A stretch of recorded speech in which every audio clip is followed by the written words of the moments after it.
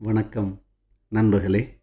நம்மால் யாரையும் காயப்படுத்தாமல் பேசுகிறது அப்படிங்கிறது ஒரு பெருமையான ஒரு விஷயம்.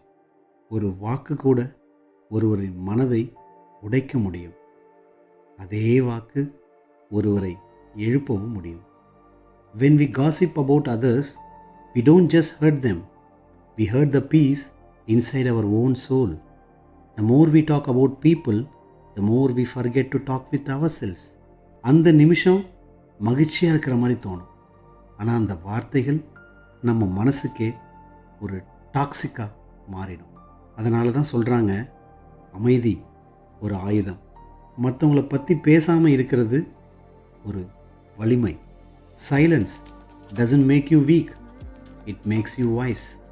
It keeps your mind clear, your heart pure, and your life peaceful. நல்லதே நினைங்க, நல்லதையே பேசுங்க. மற்றவங்கள பற்றி பேசுகிறதுக்கு பதிலாக உங்களை நீங்கள் மேம்படுத்திக்கோங்க.